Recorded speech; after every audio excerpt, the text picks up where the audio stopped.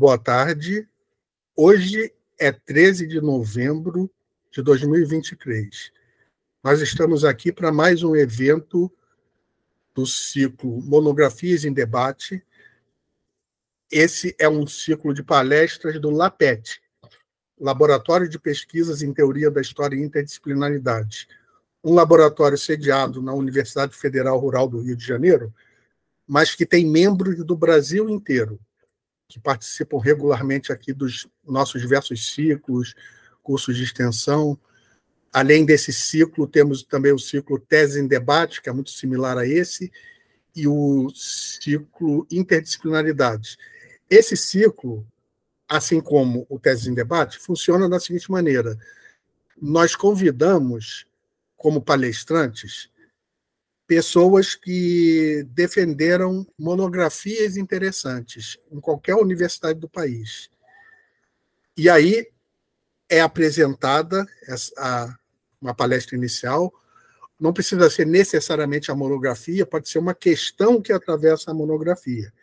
E, em seguida, estabelece-se o debate. Depois dos 40 minutos da palestra inicial, o debate onde todos os que estão presentes podem interagir. A atividade também é gravada e depois vai ser colocado aqui no chat para quem quiser conhecer, não conhecer ainda o nosso laboratório. Temos um canal do YouTube onde já há registros de quase 100 eventos que já foram realizados pelo grupo, que foram gravados, estão lá disponíveis. A ideia desse ciclo é romper os limites das universidades, né? E estabelecer um diálogo com a sociedade envolvente. Ou seja, estabelecer tanto um diálogo entre as várias universidades, como o diálogo dessas várias universidades com a sociedade, apresentando monografias, dissertações, teses de doutorado, ou seja, tudo que é produzido dentro da academia, mas que, por vezes, não vai ao conhecimento de um público maior. Às vezes fica acantonado dentro dos próprios limites da própria universidade onde foi realizado e sequer chega a conhecimento das outras universidades, que dirá da sociedade como um todo. Então, o nosso laboratório tem uma de suas missões, é exatamente essa de estabelecer esse circuito de extensão e que as pesquisas produzidas nas diversas universidades sejam levadas a conhecimento do público. Hoje a gente vai ter uma palestra muito interessante que daqui a pouco eu vou apresentar. Já antecipo que o tema vai ser sobre Berta Lutz, famosa ativista que já falecida em 1964, mas que foi muito importante para a organização do movimento feminista, também foi uma cientista importante, uma educadora. E a nossa palestrante é Manuela Veras. Eu vou apresentá-la daqui a pouco, porque, nesse momento, eu vou passar a palavra para o Ulisses, que vai dar alguns recados pertinentes ao laboratório. Ulisses, a palavra é sua. Olá, pessoal. Boa tarde, tudo bom? Então, como o professor da Assunção disse, me chamo Ulisses, eu sou membro da equipe do LAPETI, né, e hoje vou estar acompanhando o professor José da Assunção, juntamente com a palestrante no evento de ciclo de monografias em debate, tá bom? Eu queria agradecer a palestrante, Manuela Veras, por estar presente. E eu queria deixar alguns avisos antes de a gente iniciar a palestra. A primeira é sobre a inscrição no laboratório.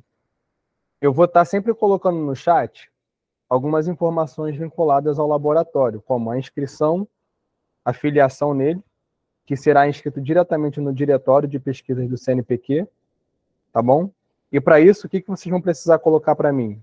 Vocês vão precisar colocar o nome de vocês completo, o link do currículo Lattes e o CPF, tá bom? Vocês vão precisar mandar por e-mail. Perfeito? Quanto aos certificados, os certificados são gerados automaticamente. Então, quando nós colocarmos a lista de presença no chat, que nós vamos colocar depois de 1 hora, lá por volta das 3h15, vocês vão preencher a lista de presença e esse e-mail vai ser gerado automaticamente, vocês vão ter o certificado no e-mail. Então, por isso que é bastante importante vocês não errarem o e-mail de vocês. Porque tem pessoas que reclamam que às vezes o certificado não chega, e às vezes o certificado não chegou porque a pessoa errou na digitação do e-mail. Então, vocês prestem bastante atenção na hora que vocês forem colocar o e-mail de vocês, porque o laboratório, ele não se responsabiliza caso o certificado não chegar para vocês, tá bom? Outra questão, as dúvidas e os comentários. Vocês podem colocar a dúvida de vocês no chat, que eu vou estar lendo para o professor José da Assunção, para a Manuela Veras, ela está respondendo depois. Ou, se vocês preferirem, vocês podem simplesmente clicar no ícone da mão, caso vocês queiram ligar o áudio e fazer uma pergunta diretamente para a palestrante, tá bom? Então, tem essas duas opções. Eu também queria convidar vocês também a participar dos outros ciclos de monografias em debate, que sempre vai acontecer nos meses, tá bom? Então, sempre fiquem de olho nas redes sociais. Eu vou estar colocando as redes sociais mais tarde aqui para vocês acompanharem a gente. E quanto a isso, eu queria só agradecer ao palestrante, a todos os ouvintes, e nós podemos começar agora a palestra. Então, a nossa palestrante de hoje é Manuela de Oliveira Veras. Ela é graduada em História pela Universidade Federal de Santa Catarina, mestranda em História Global também pela Universidade Federal de Santa Catarina, onde participa do projeto Mandonas, Mulheres na Política, e do Laboratório de Estudos de Gênero e História. E tem se especializado em História das Mulheres, História do Sufrágio Feminino, né? A História das Mulheres na Ciência, ou seja, diversas temáticas relacionadas à história de gênero, história de mulheres. E a palestra de hoje tem por título O Silenciamento das Mulheres nas Relações Internacionais, o caso de Berta Lutz. Essa será uma oportunidade importante para nós discutirmos, já que Berta Lutz foi uma cientista importante, uma grande educadora e, sobretudo, uma grande líder feminista, fundadora do movimento feminista no Brasil, nascido em 1894 e faleceu em 1964, e foi organizadora do primeiro congresso feminista no Brasil, uma série de aspectos que poderão ser apresentados daqui a pouco pela Manuela. Mas, sobretudo, nós vamos discutir em torno dessa figura importantíssima que foi Berta Lutz, questões importantes, e questões e campos históricos importantes. Então, é uma oportunidade para discutir a história das mulheres, a história de gênero, a própria história do combate às desigualdades sociais e da afirmação de diferenças. E também abre-se espaço aqui para discutirmos um pouco da história da ciência e, especificamente, da participação das mulheres na história das ciências. Então, tem uma série de aspectos importantes que podemos discutir. A própria ideia de democracia, que, obviamente, não pode ser possível sem uma participação e igualdade específica dos gêneros, sem a participação das mulheres em total igualdade de condições em relação a homens e assim por diante. E o tema é exatamente essa questão do silenciamento das mulheres nas relações internacionais. Eu vou passar a palavra para a nossa palestrante de hoje, Manuela Veras, que vai completar algumas informações que eu não falei sobre ela mesma, provavelmente, vai se apresentar também, e apresentar o tema. Depois da palestra de 40 minutos, nós iniciamos a fase do debate, onde todos que aqui estão presentes poderão interagir. Já podem interagir registrando suas perguntas no chat ou comentários, e depois a nossa equipe vai ler, ou depois que finalizar tudo, levantando a mão e interagindo. Então, Manuela, eu agradeço muito a sua participação e ter trazido aqui ao nosso laboratório e a esse evento que é o Monografias em Debate esse importante tema. E, nesse momento, eu passo a palavra a você. Oi, gente, tudo bem? Então, acho que o professor me apresentou muito bem, né? Eu, na verdade, não sou formada em História, sou formada em Relações Internacionais. Eu fugi da minha área original para História no mestrado, onde eu estou hoje, ali na UFSC. E eu até pensei em manter a apresentação que eu usei no TCC, né?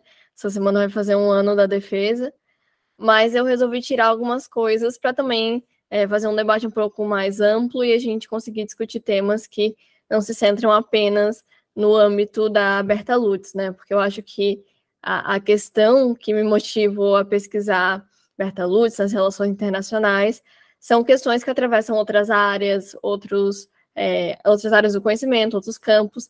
Então, imagino que algumas problemáticas que eu vou comentar aqui também estarão presentes em outros espaços. Eu não conhecia o laboratório antes, acho que nós na área de gênero, às vezes a gente se centra muito em laboratórios e espaços que discutem especificamente gênero, então a gente acaba perdendo de conhecer laboratórios muito importantes, que podem ser úteis, inclusive, para a gente.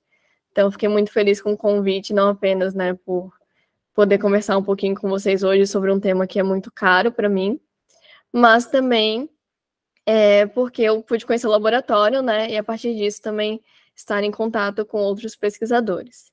Eu vou abrir a apresentação aqui, só um segundo, acho que foi.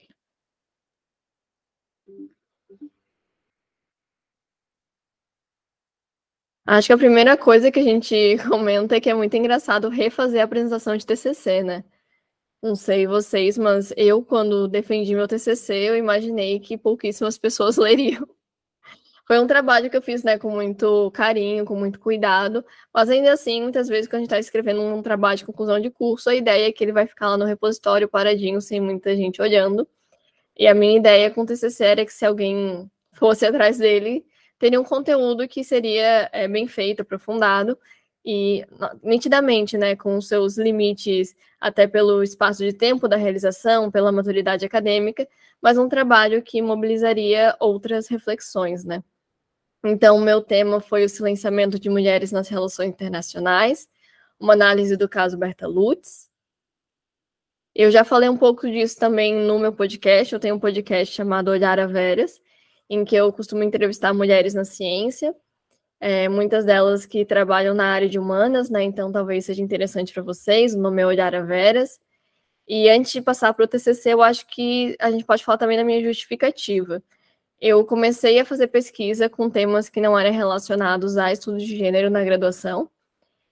E algo que eu percebia com muita frequência, eu acho que a área de relações internacionais ela tem isso de maneira mais intensificada, mas essa reflexão também está presente em outras áreas, é que a gente tinha poucas referências sobre mulheres e referências mulheres, né?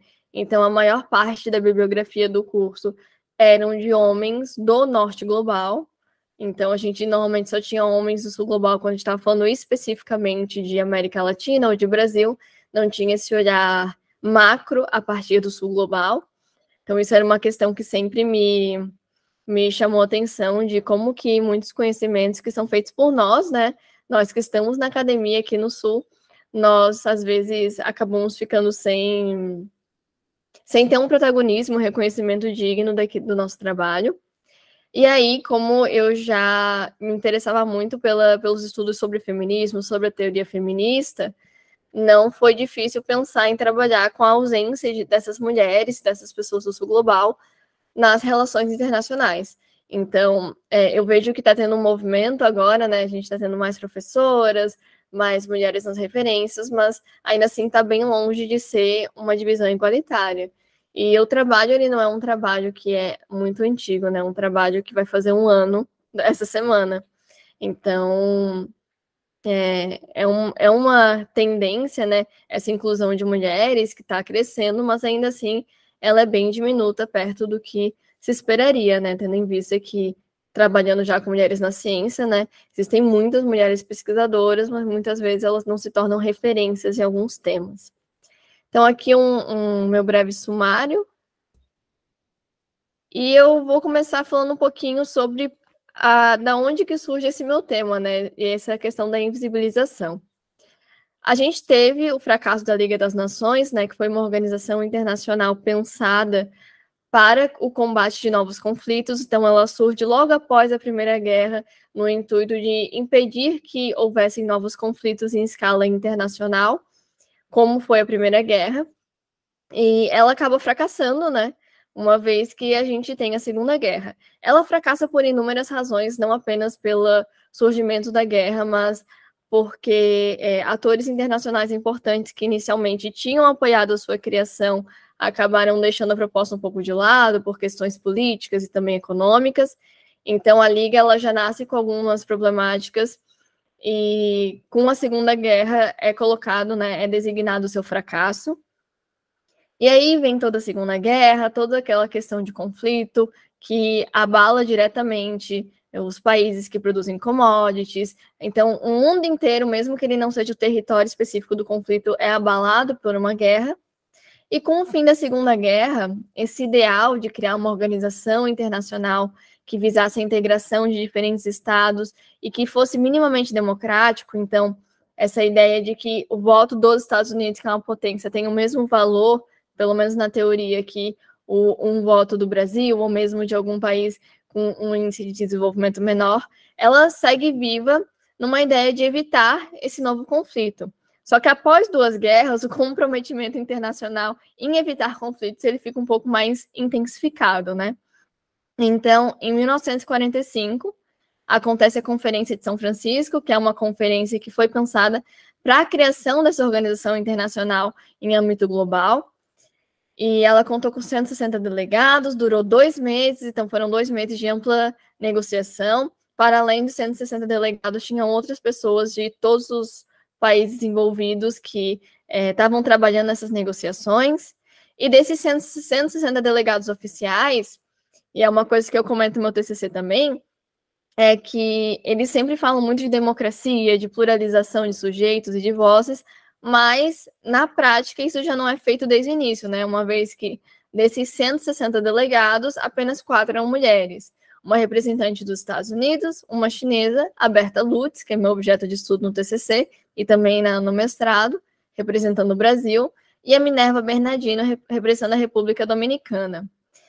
A Berta Lutz, ela tinha uma relevância nacional, e a forma como ela regia o feminismo dela, que ela fazia críticas um pouco mais intensas às feministas que eram um pouco mais radicais, então ela era muito reformista, ela se aproximava das esposas dos governantes para fazer amizades com elas e, assim, conseguir dialogar com essas figuras de poder. Então, a partir dessa posição um pouquinho mais moderada, ela conseguia chegar em alguns lugares, alguns espaços políticos, e, portanto, por o contexto da época, foi uma decisão lógica enviar a Berta Lutz para a Conferência de São Francisco.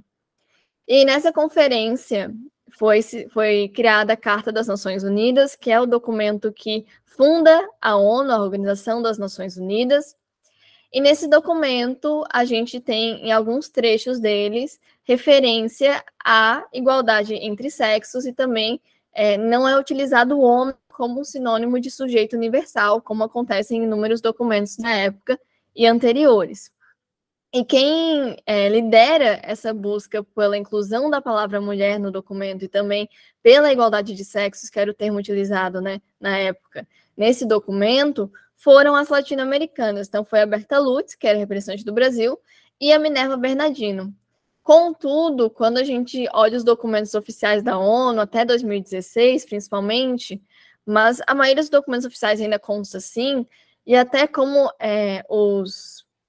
os pontos turísticos perto do prédio da ONU em Nova York constam, essa conquista da inclusão da palavra mulher e da igualdade de sexo não é atribuída a Berta Lutz e a Minerva Bernardino, mas é atribuída a Eleanor Roosevelt, que é uma mulher estadunidense e que não participou dessa luta pela inclusão, pela igualdade, né, nesse documento. Então, há esse silenciamento dessa luta dessas mulheres latino-americanas. Inclusive, a Virgínia, que era representante dos Estados Unidos, era contra. Nos documentos pessoais dela, né, nos memoirs da conferência, ela critica Berta Lutz inúmeras vezes, porque ela acha que a defesa dela pela inclusão da palavra mulher era muito progressista, era muito para frente, que ela não concordava com isso, e ainda assim, mesmo com a representante dos Estados Unidos sendo contra, há esse silenciamento dessas mulheres latino-americanas que foram as líderes dessa conquista, né? Ali atrás na foto é uma foto da conferência. E daí, todo esse contexto, surge a minha pergunta de pesquisa, que é: o silenciamento da Berta Lutz é um caso isolado nas relações internacionais? Eu imagino que essa pergunta já tem uma resposta mais óbvia, né? Porque quem estuda relações internacionais percebe que há, de fato, uma ausência notável de mulheres sendo estudadas no curso, e não é porque mulheres não tiveram impactos relevantes nas relações internacionais, mas por uma escolha também daquilo que é considerado uma narrativa oficial. Os meus objetivos específicos foram analisar a trajetória feminista de Berta Lutz. Então, a minha ideia inicialmente foi ver como que essa mulher se colocava no Brasil, então qual foi a relevância dela na política brasileira e no movimento feminista para justificar a presença dela na conferência, né? Porque era uma coisa um pouco esquisita para mim. Por que o Brasil mandou uma mulher? E como é que era o contexto da época nesse sentido? Também eu quis explicitar o processo de silenciamento sofrido. E aí foi uma questão, né? Se eu usar a palavra invisibilização, silenciamento, apagamento, mas analisando os conceitos, eu acho que silenciamento fechou muito bem com essa ideia de produção histórica que eu estava trazendo. E, por fim, identificar na história das mulheres uma ferramenta de combate desse fenômeno. Na época, eu estava começando a pensar sobre fazer mestrado em História, então acho que isso explica o terceiro objetivo específico, porque eu estava fazendo vários cursos livres sobre história das mulheres, e a maioria das historiadoras das mulheres, então a Gerda Lerner, acho que a Joan Scott também fala um pouco disso, elas apontam que ter a história das mulheres, reconhecer que as mulheres também fazem parte da história e não de forma marginal, mas também central nessa criação da civilização, é uma ferramenta importante para que a gente seja vista e não sofra silenciamentos, né? Então, esses foram os meus objetivos específicos. E foram motivados também por esse contexto que eu estava. Bom, a minha pesquisa foi documental e bibliográfica, então eu utilizei os documentos que existiam em acervos sobre a Berta Lutz. Eu tive algumas dificuldades de pesquisa porque o Museu Nacional pegou fogo, né? Um pouco antes de eu começar a minha pesquisa, uns anos antes, e aí o acervo Berta Lutz acabou sendo incendiado, então eu trabalhei com o que eu tinha, que era os documentos da Federação pelo Progresso Feminino, que era a federação que a Berta Lutz fundou, que estavam no Arquivo Nacional. Atualmente, por conta da minha pesquisa de mestrado e pelo tempo mais longo, né, que a gente tem para fazer essa pesquisa do que um TCC, eu consegui falar com algumas pessoas que, quando fizeram pesquisa documental no acervo Berta Lutz, tiraram fotos dos documentos, tem esses registros, então hoje em dia eu tenho uma parte diminuta, mas uma parte do acervo Berta Lutz, que poderia ter me possibilitado ter outras reflexões, mas que estarão agora na minha dissertação. Também uma pesquisa bibliográfica, então eu fiz uma revisão de literatura, eu trouxe clássicos da história das mulheres para pensar também essa relevância do campo para o combate da invisibilização e do silenciamento. Foi uma pesquisa descritiva e explicativa e teve uma abordagem qualitativa. E aí, né, voltando para a questão da justificativa que eu comentei logo no início, quando eu fiz a minha revisão bibliográfica, eu encontrei pouquíssimos estudos sobre o tema. A descoberta, vamos dizer assim, que a Berta Lutz liderou, junto com a Minerva Bernardino, a inclusão da palavra mulher no documento que fundou a ONU, ela foi feita em 2016, porque os registros pessoais da Berta, os memoirs dela, estão na Inglaterra e também acho que em Viena.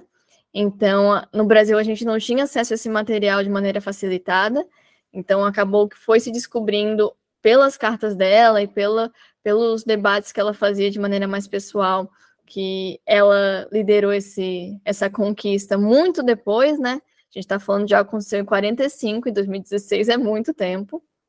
Também a relevância para as relações internacionais, porque a Berta Lutz, ela participou de inúmeras conferências pan-americanas, ela viajou para conferências na Europa, conferências na Ásia, nos Estados Unidos. Ela fazia conferências frequentemente nos Estados Unidos e era convidada a participar porque a maneira como ela pensava o movimento feminista, que era mais reformista, combinava também com a maneira como as grandes líderes do movimento feminista estadunidense pensavam.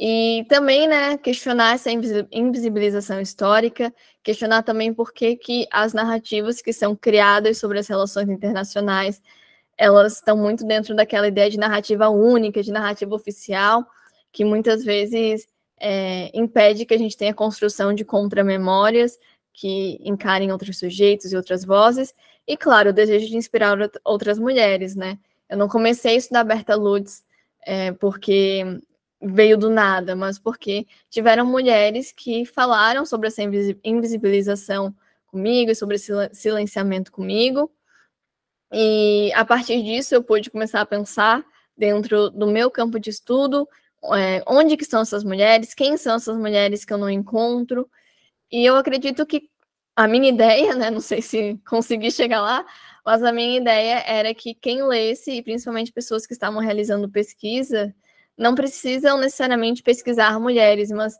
trabalhem com essa pulguinha atrás da orelha de, na minha pesquisa só tem homem, mas então tá faltando 50% dos atores daquele local, então vamos pensar sobre esses 50%.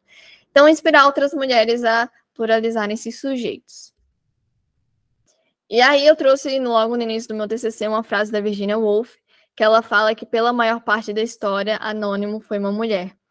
E quando ela fala isso, ela está falando da literatura, mas eu tomo a liberdade de ampliar a análise dela para perceber que esse anônimo da história, ele não se resume só à literatura. Ele está presente nas relações internacionais, nas ciências humanas como um todo, nas exatas, nas ciências biológicas. Então, de maneira geral, aquilo que as mulheres fizeram acabou que não teve créditos, que não teve registro que desse para elas a visibilidade que elas mereciam. E aí eu trouxe para vocês, eu preferi não falar tanto no meu primeiro capítulo, que eu faço uma explicação conceitual de vários conceitos que eu trago, porque eu acho que foi é um capítulo bem abrangente, e eu trouxe, na verdade, o conceito principal desse capítulo, que é silenciamento, que eu peguei da obra do Trouillot, uma publicação de 2015, que ele diz que o silenciamento, ele advém ao processo histórico em 4 momentos: na criação do fato que origina as fontes, na montagem do fato a partir da seleção dos arquivos e documentos, na recuperação do fato que confecciona as narrativas e no significado retrospectivo que se refere ao fazer história em sua última instância. Então, ele não resume o silenciamento ao período que o fato ocorre, mas ele vai notando nesse processo histórico como que esse silenciamento ele é refeito, essa mulher é revitimada nesse processo de silenciamento. Ele não estava falando de mulheres no trabalho dele, ele estava falando sobre a Revolução Haitiana, e eu gosto disso porque, em geral, a gente muitas vezes, eu até comentei com o professor no início, que a gente acaba estudando estudos de gênero e a gente foca nessa caixinha e muitas vezes não dialoga tanto com outras áreas, mas tem muitas semelhanças entre estudos raciais e estudos de gênero, nesse sentido de serem grupos que foram marginalizados socialmente de uma forma ou de outra, né?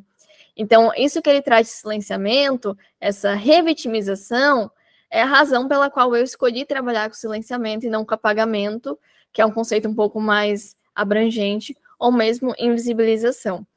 Porque, para mim, pelo menos, a invisibilização, ela remete à ideia de que é um processo de... É como se não fosse um processo a longo prazo, fosse uma coisa mais no presente, no momento presente. Então, por isso que eu selecionei esse termo e não outros. E resumindo um pouquinho a história da Berta Lutz, ela nasceu em 1894, realizou os estudos secundários e a graduação em Ciências Biológicas na Europa. Eu acho importante sempre trazer isso, que ela foi uma mulher que tinha uma condição financeira muito mais abastada do que a maioria das mulheres no Brasil. Ela era uma mulher branca, de classe média alta, a mãe dela era britânica, o pai dela era um cientista. Então, tem todo esse mérito social, essa entrada num status social, que também confere a ela espaços dentro da política em outros setores com mais facilidade, né? Em 1918, ela retornou para o Brasil e ela começou a escrever em jornais e em outros espaços críticas à política da época. Ela teve contato com o movimento feminista enquanto ela estava fazendo seus estudos na Europa, então tanto com o feminismo inglês quanto com o feminismo francês. Nessa época, ela já tinha críticas às mulheres feministas que eram mais revolucionárias, que não eram reformistas. E um ano depois que ela chega no Brasil, ela cria a Liga pela Emancipação Intelectual Feminina, que foi a primeira organização que ela criou, que era a partir da ideia que a educação era a base para que mulheres tivessem mais direitos. 2 anos depois, ela acaba fundando a Liga pelo Progresso Feminino, expandindo as demandas, então ela aliou a educação também à questão política. Em 1922, ela participa da Conferência Pan-Americana da Mulher, ampliando a Liga para a Federação pelo Progresso Feminino. E eu gosto de trazer esse marco dessa conferência, porque foi uma das primeiras conferências internacionais que ela participou. Então, a partir disso, ela esteve em inúmeros países, em inúmeras conferências. Ela era uma mulher que sempre chamava atenção, porque ela tinha uma imagem de uma mulher que era de uma classe mais alta, né? Então sempre muito arrumada, com um discurso sempre muito pacífico, muito intelectualizada. No mesmo ano, em 1922, ocorre a Conferência pelo Progresso Feminino, que foi a primeira conferência organizada dentro da federação. Então, a partir disso, mulheres de vários lugares do Brasil e do mundo puderam participar dessa conferência. E, nesse sentido, ela faz parte de diversos eventos do feminismo pan-americano e do feminismo americano em geral. Então, ela percorre todas as Américas nessa ideia de fazer um feminismo que fosse mais internacional. Tem inúmeras cartas dela com líderes feministas de outros lugares. Ela tinha uma proximidade especial com as feministas estadunidenses, como eu comentei, principalmente porque haviam muitas conferências lá na época, né? Então ela estava sempre indo lá, elas vinham para cá. Tem bastante foto, que é uma coisa legal, né? A gente conseguir enxergar esses documentos de uma maneira um pouquinho mais ilustrativa. E como ela era uma mulher de classe mais alta, moderada, serena, algo que eu não coloquei no TCC, mas que eu venho pensando agora, o fato dela ser cientista, né? Então, ela foi a segunda funcionária pública do Brasil, e ela era funcionária do Museu Nacional, né? Então, ela trabalhou nesse museu, ela era funcionária pública, ela era uma mulher intelectualizada, que teve acesso à academia, teve acesso à educação, então ela conseguia circular pelos espaços políticos. É importante ressaltar que eu não estou achando bom ou ruim que ela era assim. Acho que existem diferentes perspectivas do feminismo até hoje, na época dela não era diferente, mas o fato dela ser assim foi o que garantiu que ela conseguisse circular nesses espaços, né? Então, nessa foto ali, aparece a Berta fazendo uma fala ao lado do Getúlio Vargas. Ela foi nomeada para a comissão de elaboração do anteprojeto de Constituição, o que foi muito importante, porque ela foi uma das poucas mulheres que estavam nessa comissão. Se eu não me engano, era ela e mais uma. Então, ela conseguiu levar esse ativismo feminista também para o anteprojeto de Constituição, e ela tornou-se deputada federal e atuou até o início do Estado Novo. Então, ela, a partir das mobilizações da federação e de outras organizações, mas principalmente da federação, conquistou-se o direito ao voto, e ela, sim, tornou-se deputada federal. E, claro, ela acabou não terminando o mandato, porque iniciou-se o Estado Novo. E aí, a questão central desse TCC. Nessa imagem, a Berta está fazendo uma fala na Conferência de São Francisco, sempre muito bem-humorada e irônica, o que incomodava muitas das pessoas presentes. E ela participou dessa conferência, né, os 2 meses de realização dessa conferência lá nos Estados Unidos. Ela lutou pela inclusão da palavra mulher no preâmbulo da Carta das Nações Unidas e da igualdade entre sexos no artigo 8. E a gente teve a atribuição dessa conquista a Eleanor Roosevelt, que na verdade nem estava lá quando essa conquista foi feita. E houve esse silenciamento dessas mulheres do Sul Global até 2016. Uma das questões que me motivou também a pensar esse tema é que existe dentro do movimento feminista uma falácia muito grande de que o feminismo ele é um movimento do norte para o sul global. Então, surgiria no norte, o norte seria mais avançado, o sul copiaria e adaptaria as ideias do norte, e a questão da Berta Lutz e da Minerva Bernardino serem as mulheres que lutaram pela inclusão da palavra mulher e por essa conquista feminista, demonstra que não, que o movimento feminista ele não é unidirecional. A gente tem influências do norte no sul, do sul para o sul, do sul para o norte. Então, é importante reconhecer que esses sujeitos eles não estão hierarquizados dentro do movimento feminista, como muitas vezes os discursos aparentam, né? Mas a gente, no Brasil, no nosso movimento feminista liderado pela Berta Lutz, a gente tinha as nossas táticas, nossas particularidades, os nossos déficits perante outros movimentos, mas também os nossos avanços e os nossos destaques perante outros lugares, né? Então, esse silenciamento das mulheres do sul global, ele também faz parte da preservação dessa história única do feminismo também, dessa história única que conta que essas mulheres norte global seriam as nossas grandes e únicas referências. Então, aqui eu trouxe para vocês conhecerem, aqui é no preâmbulo da Carta das Nações Unidas, esse documento está disponível em português no site das Nações Unidas, então quem quiser conferir está lá. E ele fala o seguinte: nós, os povos das Nações Unidas, resolvidos a preservar as gerações vindouras do flagelo da guerra, que por 2 vezes, no espaço de nossa vida, trouxe sofrimentos indizíveis à humanidade, e a reafirmar a fé nos direitos fundamentais do homem, na dignidade e no valor do ser humano, na igualdade de direitos dos homens e das mulheres. Então, essa inclusão da igualdade de direitos dos homens e das mulheres foi o que a Berta e a Bernardino lutaram para incluir, assim como das nações grandes e pequenas, e a estabelecer condições sobre as quais a justiça e o respeito às obrigações decorrentes dos tratados e de outras fontes do direito internacional possam ser mantidos, e a promover o progresso social e melhores condições de vida dentro de uma liberdade mais ampla. Então, essa foi a primeira inclusão que elas conseguiram. É importante ressaltar que essa inclusão, obviamente, se a gente está falando de uma conferência que tinha 4 delegadas mulheres e 2 foram contra. Então, essa conquista ela veio também com o apoio de muitos delegados homens que sentavam para conversar e para discutir, para entender a demanda, delegados de vários lugares no mundo, também do sul global, que é importante ressaltar, que se empenharam nessa luta com elas. E aqui no artigo 8º, né? As Nações Unidas não farão restrição quanto à elegibilidade de homens e mulheres destinados a participar em qualquer caráter e em condições de igualdade em seus órgãos principais e subsidiários. Então, garante a igualdade de elegibilidade dentro dos órgãos das Nações Unidas.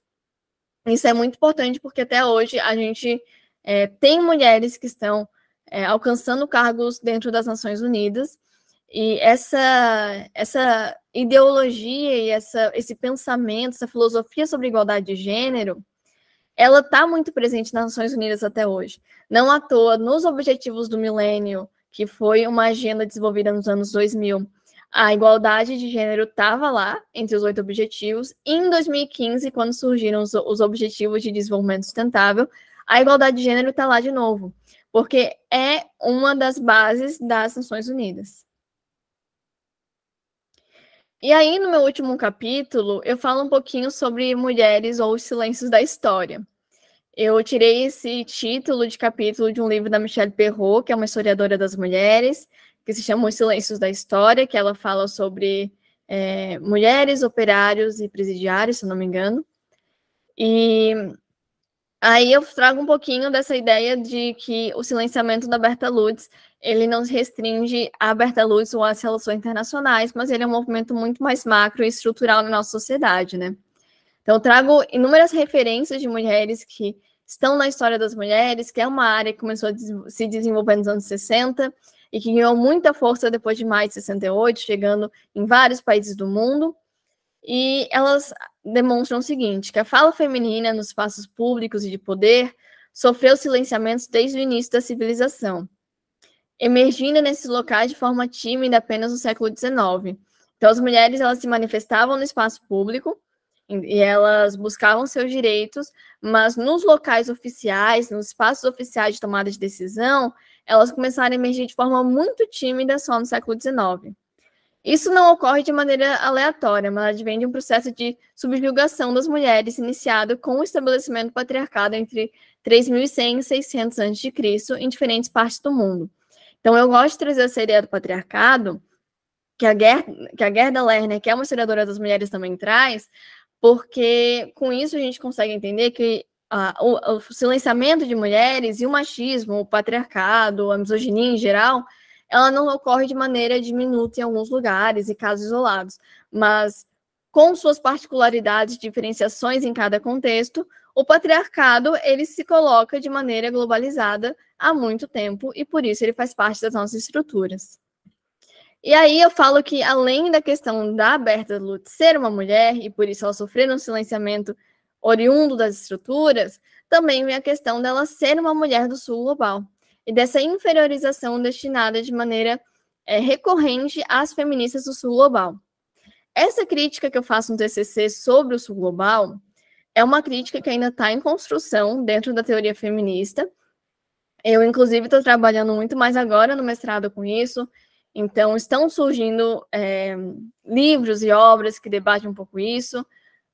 Tem um livro da Françoise Verger chamado Um Feminismo Decolonial, que ficou muito famoso, que fala sobre a criação de um feminismo que não é atravessado pela colonização. Tem outro livro também que eu estou lendo bastante, chamado Contra o Feminismo Branco, branco nessa ideia que reafirma a branquitude, né, da Rafia Zakaria, que também fala sobre esses feminismos que não surgem no norte global e que não perpetuam as estruturas hierárquicas norte global. Então, essa crítica à inferiorização destinada às feministas do sul é uma crítica que ainda segue sendo pioneira, infelizmente, né? Eu queria que mais trabalhos estivessem falando sobre isso, mas quando eu fiz a revisão de literatura, eu percebi que críticas à invisibilização, silenciamento e apagamento de mulheres a gente tem bastante, mas dentro do movimento feminista, críticas à inferiorização do sul global são bem raras. Então, isso foi uma ideia mais pioneira que eu quis trazer no TCC, porque eu vi que ainda tem uma quantidade incipiente de trabalho sobre.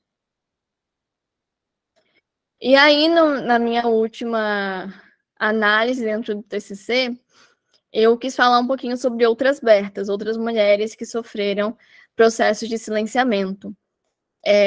Eu confesso que essa parte do TCC eu fiz mais em cima do prazo, porque é aquela coisa, né? A gente quer falar sobre tudo e tem um prazo, então a gente vai tendo que limitar algumas análises.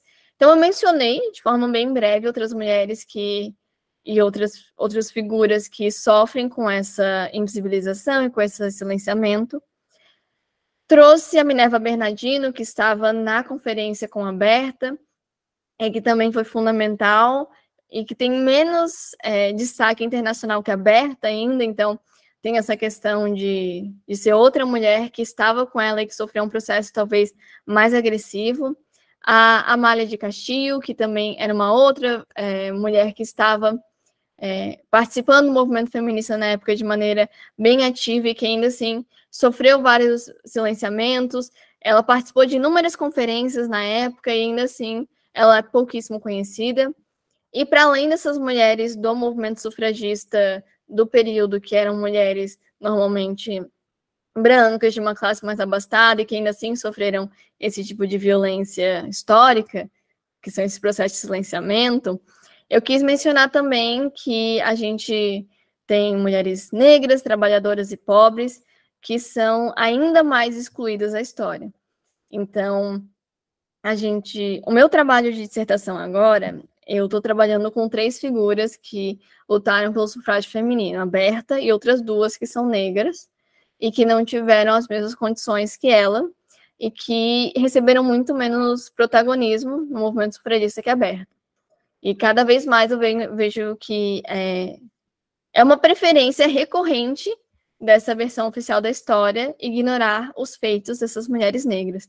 Principalmente quando a gente para reparar que não tem nem 50 anos entre o fim da escravidão e a conquista do voto feminino no Brasil. Então, a mentalidade racista ela ainda estava muito presente de maneira generalizada no Brasil. Além disso, as mulheres trabalhadoras, que também têm papéis fundamentais na conquista pelos direitos das mulheres, depois do voto, né, durante o voto e depois, então com a CLT, com outros espaços, e que não tiveram seu protagonismo, e nesse sentido as mulheres pobres também, que muitas vezes lutaram, mas que dificilmente receberam qualquer protagonismo. E aí eu comento também o impacto da falta de representação, porque se a gente não se vê nos lugares, dificilmente a gente vai se sentir parte deles e achar que a gente merece estar nesses lugares, né? Então, conhecer a história da Berta Lutz, e eu digo até por mim que na época que eu comecei a me interessar por Berta Lutz, eu pensava em seguir carreira diplomática, conhecer a Berta Lutz me dizia que, mesmo se eu não seguisse, eu tinha direito de estar lá, porque ela esteve. E se ela esteve, ela abriu uma porta para que outras mulheres estivessem nessa representação do Brasil no exterior. Então, a falta de representação tem um impacto direto na falta de mulheres que até hoje se sentem qualificadas para estarem nesse lugar, por mais qualificadas que sejam. Porque elas olham as fotos, olham a história, olham até como é hoje o Itamaraty, e normalmente elas só veem homens brancos. Então, eu acho que esse trabalho de fazer esses revisionismos históricos e buscar essas mulheres é fundamental também para abrir portas para outras mulheres. Aqui eu acho que eu falei um pouquinho sobre a história das mulheres, né? Então, é uma abordagem que se propõe a analisar as condições materiais do coletivo, a partir desses revisionismos históricos que apontem o papel das mulheres em diferentes recortes geográficos e temporais, tirando do homem o papel de ser humano universal, utilizado na maior parte das análises históricas. Então, a história das mulheres ela emerge como uma chave principal para o combate à falta de representação, para que a gente tenha mais representação. E ela possibilita que ela se espalhou pelo mundo em poucas décadas, se organiza simultaneamente a segunda onda do feminismo. Então, é um campo que surge também a partir das ruas, também a partir das demandas desses movimentos que estavam presentes na sociedade civil. E ela possibilita que se olhe para as biografias até então ignoradas, como ocorre com a Berta Lutz. E não só biografias individuais, mas também coletivas, de grupos de mulheres, de espaços que mulheres tiveram presentes e que não tiveram a devida atenção na história.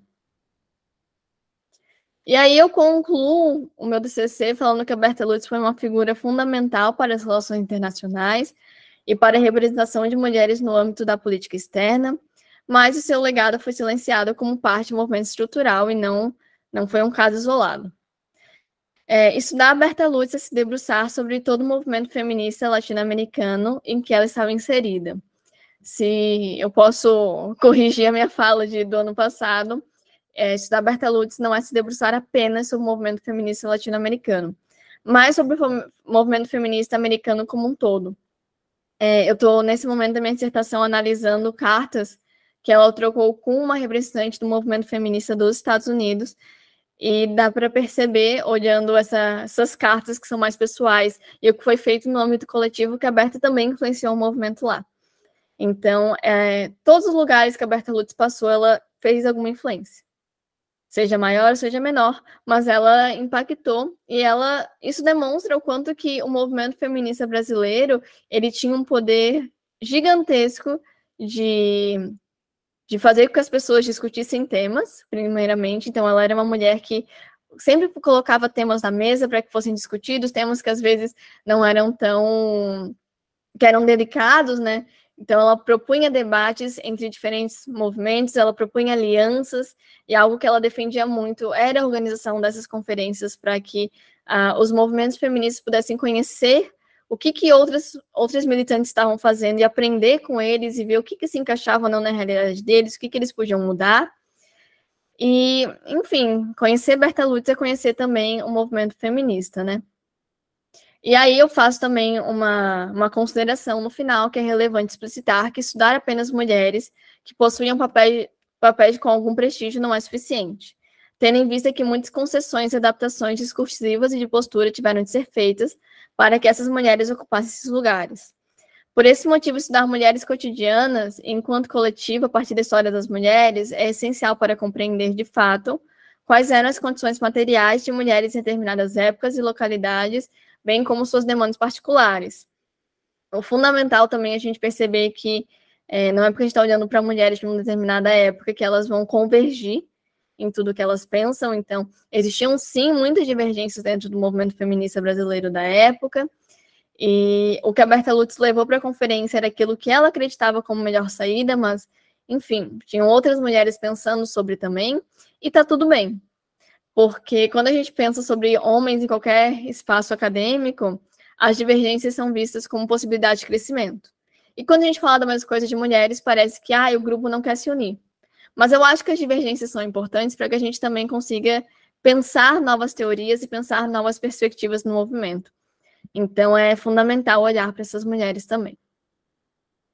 Eu acho que aqui são as minhas referências, que também estão lá no TCC, se vocês quiserem conferir.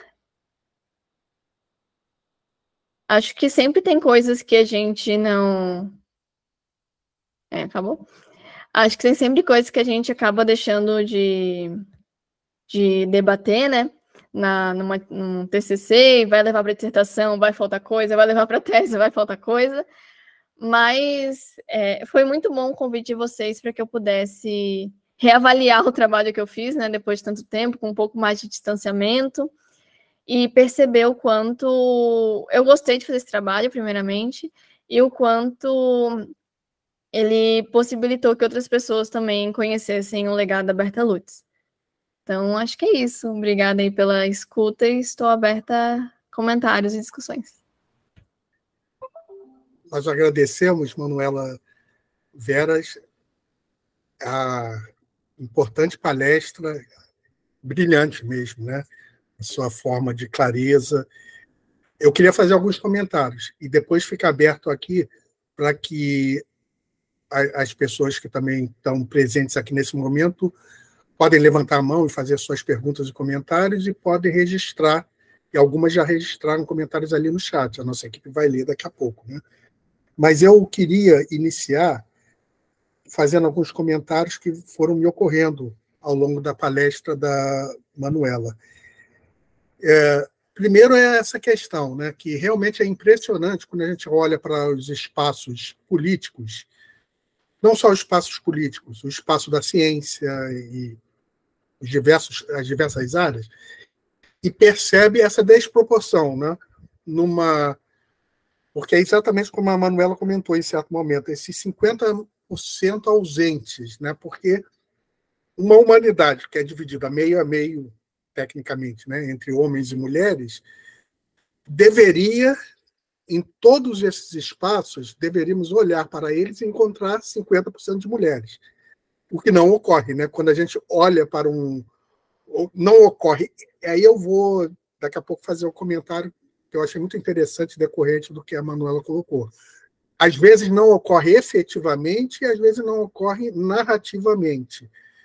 Por exemplo, quando a gente olha para o Congresso, a Câmara dos Deputados, ou seja, as nossas instituições políticas, a gente nota uma desproporção muito grande. Poucas mulheres.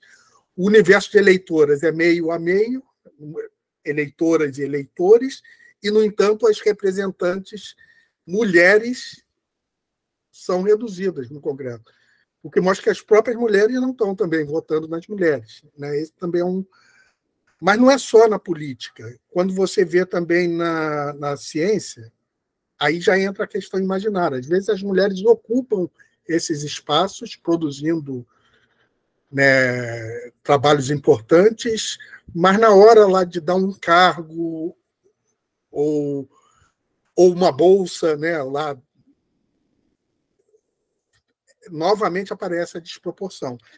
Então, eu achei muito interessante quando a Manuela trouxe essa questão, porque existem dois processos entremeados. Existe a exclusão e existe o apagamento. A exclusão é quando, efetivamente, naquele meio, são admitidas menos mulheres. E o apagamento é quando essas mulheres estão presentes, meio a meio, mas numa narrativa posterior é apagado essa participação.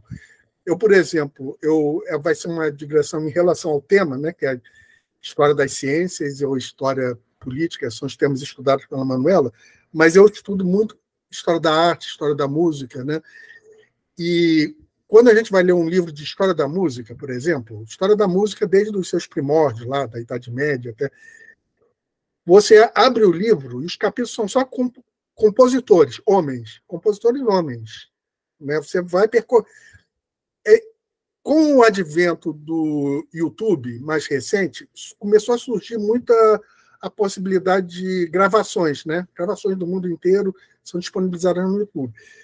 Eu, olhando, por exemplo, eu estava pesquisando um dos períodos da história da música, né? O século XVII, lá, o período barroco.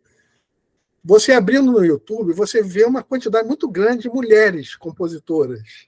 Eu não conhecia. Quando eu estudei música, eu também, além de ser graduado em História, eu fiz uma graduação em Música. Você abre os livros de História da Música e só aparecem homens, só homens, como se eles tivessem feito a História da Música, mas aí fica a impressão de que as mulheres, que era uma exclusão, que as mulheres não conseguiam chegar aos espaços como compositoras. Mas não, nesse caso, o que a gente vê é o apagamento, porque hoje, quando você vai lá no YouTube, se você botar lá música do século XVII, por exemplo, aparece um montão de mulheres, várias mulheres. Ou seja, é interessante como essa época já digital, com muita informação, consegue resgatar algo que desaparece nas narrativas. Na hora que alguém vai escrever um livro de história da música, imagino que também os de história da ciência e de outros, desaparecem as mulheres, ficam só os homens, né? Ou seja, isso mostra os dois processos, né? Existem, em alguns casos, existe a ausência efetiva, porque as mulheres não chegam a esses espaços de tomada de posição, de decisão, né? Como foi comentado pela Manuela, como é o caso do nosso Congresso, por exemplo, esse é espaço de exclusão. E em alguns outros, as mulheres conseguiram, a duras penas, através de grandes conquistas, conquistar visibilidade nesse espaço na sua época, nos seus ambientes. Mas na hora que é feita a narrativa, ou na própria época, ou principalmente depois, nas épocas seguintes da história daquele espaço, desaparecem as mulheres. É o segundo processo. Eu achei muito interessante como a Manuela colocou, que é como se fosse uma segunda vitimização, né? Como uma segunda violência simbólica, né? A primeira é de bloquear a ascensão das mulheres a esses espaços, e quando elas conseguem, nas narrativas que vão ser construídas posteriormente, apesar de elas terem conseguido ocupar aqueles espaços, elas são silenciadas, eliminadas das narrativas, né? Então, isso é algo muito interessante, e essa trajetória da Berta Lutz também revela um pouco isso, né? As conquistas que ela fez e depois a posição que deveria ser dada a ela em uma narrativa dessa história não é dada na mesma medida, proporcionalmente ao que ela fez. Ou seja, ocorre um espaço de apagamento posterior, né? Eu também achei muito interessante a segunda questão de entrelaçamento de processos, além desse que é a exclusão e silenciamento de mulheres, o entrelaçamento dos dois processos de exclusão das mulheres e exclusão do sul global também. Achei muito revelador, né? Eu não conhecia esse episódio que foi narrado pela Manuela, de como as duas latino-americanas, uma delas a Berta Lutz, foram as responsáveis pela conquista, né, na ONU no período, em 1945, e, no entanto, depois que já não tinha mais jeito, até então colocaram, aí essa é a quarta questão que eu vou colocar daqui a pouco, até então tinha uma mulher conservadora, que tem o uso das mulheres conservadoras contra as mulheres progressistas. A mulher conservadora era usada contra as mulheres progressistas, a Norte, que no caso era estadunidense. Mas elas tendo conquistado, né, os direitos, a inclusão dos direitos femininos, depois, na narrativa, passa-se, né, o crédito à mulher, que inclusive tinha sido a conservadora, né, pelo que a investigação levou a fundo, de verificar que ela nem foi favorável à questão, né, mas preferiu-se depois dar um crédito a uma mulher do norte do global que a do sul global. Então, esses dois processos também aparecem frequentemente entrelaçados, que é o silenciamento, apagamento, exclusão da mulher, e também o silenciamento, apagamento e exclusão do sul global nas conquistas, nas várias áreas que a gente possa imaginar, política, ciência, arte, qualquer, e as diversas, educação, qualquer outra que a gente possa imaginar, né? Mas aí a quarta observação, que eu já antecipei um pouco, é sobre como que também aparece o uso pelos esses poderes que são atrelados, né, à estrutura do patriarcado, mas também às desigualdades decorrentes do capitalismo e às desigualdades decorrentes do colonialismo, né, que são o racismo, a xenofobia e outras, né? Como que nesses processos de dominação, esse triplo processo de dominação que vem de patriarcado, capitalismo e colonialismo, ocorre muito também o uso de mulheres conservadoras para se contrapor às conquistas das mulheres progressistas, que representam, na verdade, as conquistas das mulheres como um todo. Então, por exemplo, eu tive acesso, na época, estava estudando algumas fontes no período Vargas, jornais, né? Jornais do período Vargas, exatamente da época do sufrágio, 1932, e li alguns jornais das cidades, né? Cidade no Brasil, né? Às vezes cidades do interior e tudo. E aparecia em muitos jornais o debate, né, sobre o sufrágio feminino, né, que finalmente foi conquistado em 1932. Mas antes ocorreu um debate. E frequentemente aparecia cartas, claro, das mulheres progressistas nos jornais, né, em defesa, mas aparecia uma metade correspondente ou até maior de mulheres conservadoras, rejeitando a ideia do sufrágio, dizendo assim, não, isso vai contra a natureza feminina, é impressionante.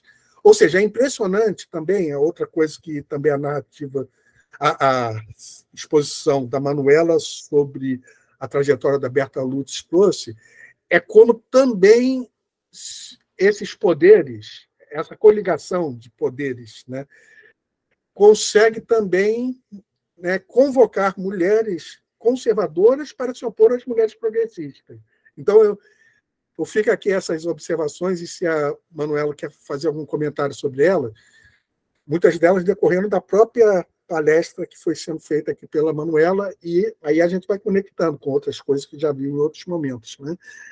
Mas eu passo a palavra de novo para a Manuela, para ela fazer alguns comentários iniciais sobre esses comentários, e a nossa equipe já vai começar a ler ali no chat se tem perguntas, e vocês também podem se preparando para levantar a mão e fazerem as perguntas, e depois a gente devolve novamente a palavra à Manuela, e assim a gente vai desenvolvendo o debate. Então, Manuela, muito obrigado pela sua brilhante palestra, e eu devolvo para os primeiros comentários nessa fase do debate para você.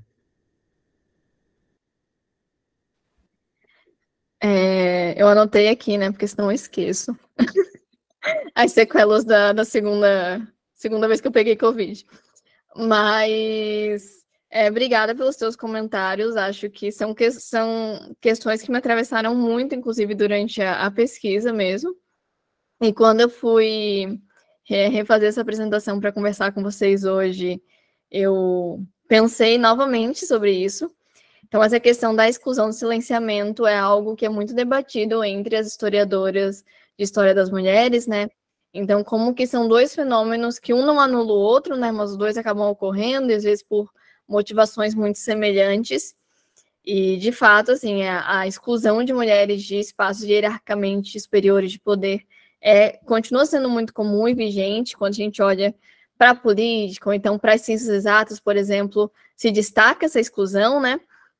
E essa exclusão existir não quer dizer que não haja também silenciamento das mulheres, né?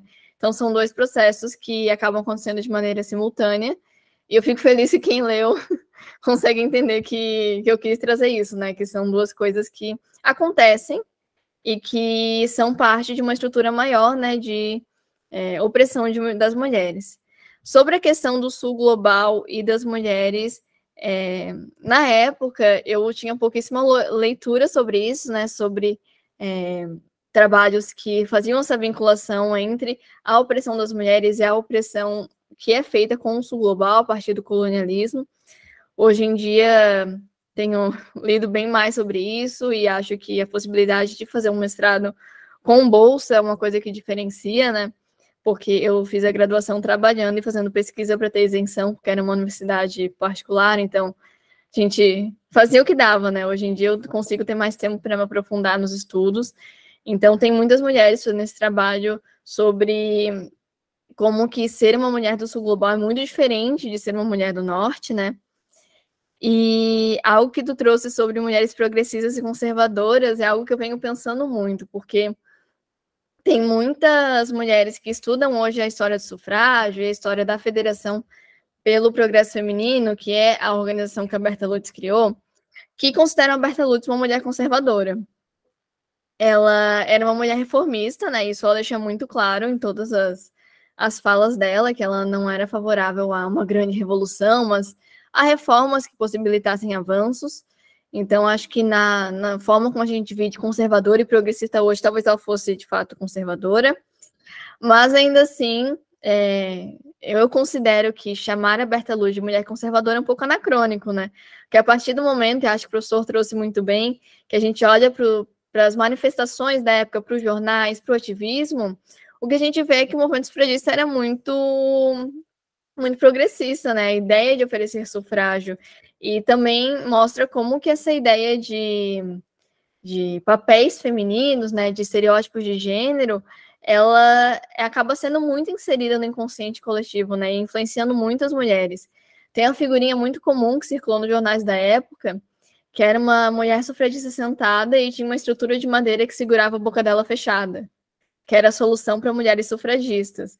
Então, a imprensa, a política da época, tudo isso era contrário ao ganho do voto pelas mulheres, né?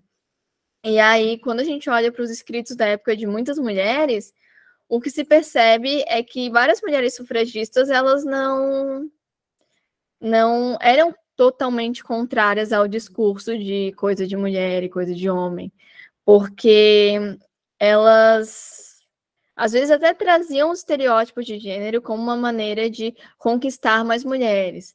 Então, era uma coisa tipo, se nós dois somos feitos à semelhança de Deus, se as mulheres são como tal santa. Então, esse uso também desse imaginário do que é ser uma mulher bem tradicional era feito por elas.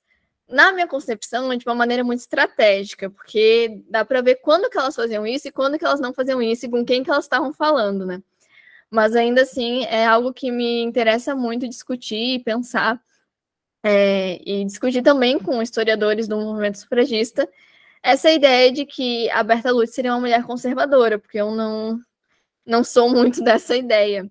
E aí entra também a questão do uso das mulheres contra as conquistas, né? Porque é uma lavagem cerebral que a gente recebe até hoje, né? Desde que a gente nasce. Então, a gente nasce, colocam a gente de rosa, furam nossas orelhas, ensina a gente a brincar de boneca. A gente é ensinado desde criança que essa performance é o que é ser uma mulher. Então, quando qualquer movimento social, e principalmente já que a gente é ensinado a confiar mais em homens na política, né, que é o lugar deles, o espaço público, quando qualquer movimento social vem contestar isso, claro que vai causar um desconforto, né? Então, esse uso das mulheres conservadoras pela política, e não só o uso, né, mas também a maneira que elas se colocam, porque elas também acreditavam nisso, né? Isso que é o mais interessante, não é só um uso aleatório, elas acreditavam. É algo que a gente percebe até hoje, né, na política brasileira.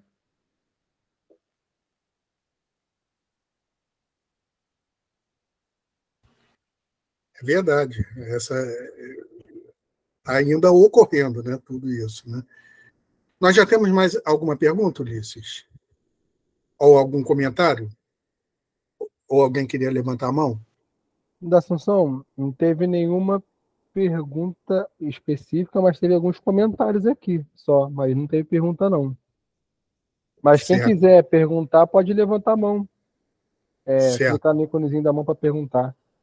Aqui, ó, a Maria Eduarda falou o seguinte, ó. Manuela, parabéns pelo trabalho. É nítido seu empenho e aprofundamento nas diversas temáticas que atravessam sua pesquisa.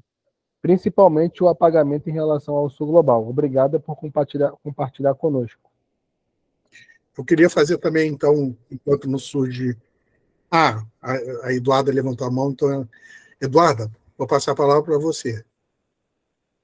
Obrigada, professor. Boa tarde, pessoal. Boa tarde, Manuela. Só para poder complementar, então, o comentário que eu fiz, porque também me chamou a atenção quando você fala dessas caixinhas que a gente acaba entrando quando a gente se debruça sobre uma pesquisa, de que muitas das vezes a gente pode ficar preso a um conceito ou a um tema específico, mas quando a gente para se aprofundar, a gente pode observar que tem muitas outras questões, muitas outras temáticas que acabam atravessando. Mas o Sul Global me chamou a atenção, assim, mais uma questão pessoal. Em que momento você percebeu que você precisava inserir isso na sua pesquisa? Em que momento você percebe que é uma questão fundamental na temática para as mulheres, principalmente no caso da Berta Luz? Em que momento você vê que é uma questão relevante para a pesquisa? Eu respondo ou tem mais perguntas? Acho que eu respondo. Se mais alguém quiser perguntar, pode levantar a mãozinha no aplicativo. Sobre os conceitos é engraçado, porque a gente está tendo muitos debates ali na UFSC sobre dizer que algum movimento é ou não feminista, né?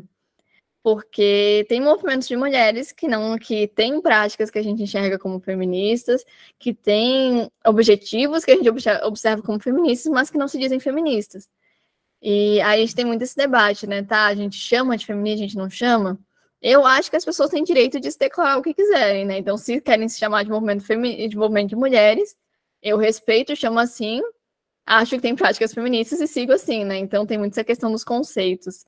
E aí, sobre o Sul Global, eu acho que foi quando eu parei para pensar, assim, logo no início da pesquisa. Primeiro, a gente estava tendo esse debate em RI, assim, de maneira bem introdutória, que a gente nem sabia o que era isso, com o professor Luciano Daut, que era meu orientador, mas foi logo no início, quando eu comecei a olhar os documentos da conferência, e eu olhei assim e pensei, gente, mas por que tem 4 mulheres? Uma, né, dos Estados Unidos, Norte Global, foi contra. As outras 2 que estão aqui na América Latina são a favor. E daí, logo, como eu estava tendo esse debate na sala de aula com o professor Luciano, logo me deu o clique de perceber que tinha essa divisão do Sul e do Norte nessa conquista, né? Então, acho que foi bem no começo. Tem uma referência que eu trago também da 2 mulheres, uma é Fátima, se eu não me engano, Fátima Sator, e outra eu não me recordo o nome, que estão na lista de referências, e eu também uso, que elas falam sobre essa divisão. Eu ainda acho que o jeito que elas debatem essa divisão ainda é um pouco incipiente. Também imagino que elas estavam em estudos introdutórios sobre decolonialidade, mas é bem interessante o que elas comentam sobre essa questão da Berta Lutz e do Sul Global. Elas fazem de uma maneira menos específica. Enquanto também não surge uma outra pergunta, uma outra coisa que eu fui levado também a pensar durante a palestra da Manuela, por ser, como eu trabalho muito com essa área de teoria da história, né? E, consequentemente, uma das minhas áreas de estudo também é a história dos conceitos, né? Me interesso sempre por isso. Como que aí a gente tem esses 3 conceitos que me parecem interessantes, né? Eles se complementam nas várias áreas de repressão à mulher, né? Um é o conceito de exclusão, a gente comentou, né? É quando a mulher realmente ela é impedida de ocupar aquele espaço. Um espaço ou um lugar de tomada de decisões. Ou seja, quando é forçada a ocupar uma posição subalterna nas várias áreas. Tem-se a exclusão. Tem-se o silenciamento, porque eu achei interessante a discussão que, quando você estava levantando a busca do conceito, né, o silenciamento e o apagamento. Eu acho que os 2 conceitos são interessantes, num certo sentido, né, porque o silenciamento é quando você impede que aquela categoria, que aquela faixa de população, e, no caso, até um gênero inteiro, como é o caso das mulheres, tenha voz, né? Tenha voz nos vários espaços. Então, quando as mulheres não têm, a gente dá um exemplo interessante também na história da literatura, por exemplo, né, que ilustra bem isso, só porque me ocorreu aleatoriamente. A George Sand, né, escritora do século XIX, ela adotou um pseudônimo masculino, que as pessoas que não a conheciam, muitos leitores, compravam o livro, que viam lá, George Sand, pensavam que era um homem, um escritor, comprava os livros, tornou-se uma escritora de sucesso, depois que foi revelado que era uma mulher, na verdade. Ou seja, isso mostra assim, o próprio nome, né? Se você usar o nome em uma época anterior, claro, também não estamos falando da nossa, felizmente já melhorou em relação a isso, né? O próprio nome, né, masculino atrai mais, tem mais chance de vender o livro em uma determinada época do que um nome feminino. Quer dizer, então isso é um exemplo para mim de silenciamento. As mulheres são silenciadas, ela não pode escrever ou se pronunciar numa praça pública ou se pronunciar através da escrita, através da literatura, por exemplo, né? E o apagamento. O apagamento também, para mim, é esse, que também está muito junto do silenciamento. O apagamento é esse outro caso que a gente vem citando, e a Manuela também expressou isso, e na própria escrita das conquistas femininas, a gente vê o apagamento de diversas mulheres, e a gente viu para os dois casos, tanto para a mulher como para o sul global. Mas o apagamento é como a mulher conquistou aquilo, conquistou aquele espaço de decisão, realizou uma contribuição incontornável, realmente, mulheres específicas, né? Na ciência, por exemplo, e depois, na narrativa que se faz sobre aquela área, ela é apagada, ela é, né, simplesmente, ou tem o outro conceito que é o invisibilizado, né? Invisibilizado ou até apagado mesmo, né? Porque é como eu falei, você vai lá no livro, lá no exemplo que eu citei, lá de História da Música, não tem mulheres, quer dizer, foram apagadas. Elas não foram silenciadas nas suas épocas, porque elas puderam compor música, mas elas foram apagadas na época posterior, e no caso da música, silenciadas também, porque aí a gente não poderia ouvir a música dessas mulheres, já que elas foram apagadas na narrativa. Mas tem também os espaços de exclusão mesmo, que você citou bem, Manuela, como é, por exemplo, muito comum das ciências exatas, né? Que a gente vai realmente ali na história da matemática, aí também é uma coisa que os historiadores precisam verificar, se era apagamento ou se foi apagamento ou se foi exclusão mesmo. Mas me parece que nas ciências exatas ocorre muito também uma maior ocorrência de exclusão mesmo, né? Porque quando você vai na história da matemática, você conta lá nos dedos as matemáticas, as mulheres matemáticas, desde a construção da matemática, tomando a Europa como exemplo, que também não é o exemplo que tem o sul global, que também trouxe, né, os grandes matemáticos como Ramanujan, né, que foi o maior gênio matemático indiano, né? Mas vamos dizer assim, normalmente tem aquela história, né, a história da matemática, você vai ver realmente, efetivamente, aparecem duas mulheres, no máximo, em toda uma história de matemáticos, homens, né? Porque, na verdade, as mulheres não eram. Aí aquilo é um elemento de exclusão. Elas não são, elas são proibidas ou dissuadidas, né, de serem matemáticas, estudarem matemática. Aí se cria os estereótipos que as mulheres têm que estudar determinada coisa e não outra, tem que ser. Ou seja, com isso, porque é óbvio que não se explica biologicamente, por nenhuma pesquisa científica pôde, e nunca vai poder revelar qualquer coisa nesse sentido, que a matemática fosse mais para homens do que para mulheres. Não tem sentido nenhum. Eu entendo que não tem nenhum sentido biológico isso, né? Mas, no entanto, a gente vê que a história dos matemáticos realmente exclui mulheres, porque poucas conseguiram, porque são desmotivadas. E isso tem a ver com o que a Manuela também estava comentando. Desde a sua primeira infância, vamos dizer assim, né, os homens e mulheres vão sendo oferecidos possibilidades para esses gêneros e as mulheres vão sendo desmotivadas de frequentarem determinada área, né? E isso acaba se expressando e formando essa exclusão, né?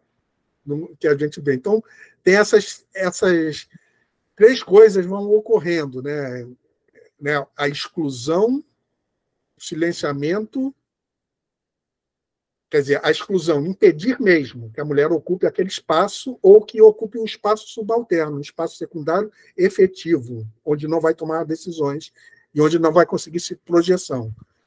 Silenciamento, ela expressar a sua voz, voz, né? É o que ocorreu, por exemplo, na questão do sufragismo, né? Que os movimentos pelo sufrágio, inclusive é outra coisa que eu queria comentar, que foram violências, foram repressões violentas, né? Que a gente não tem muita noção, mas eu já volto a isso.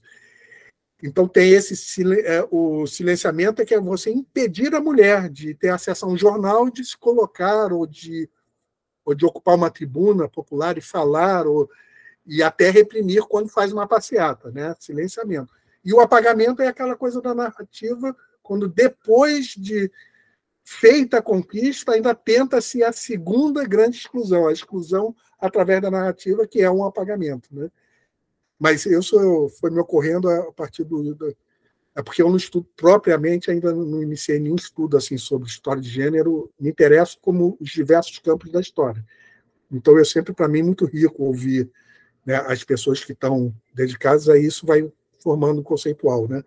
Mas a outra coisa que eu comentei rapidamente, eu queria comentar, é que algumas dessas repressões foram violentas, né?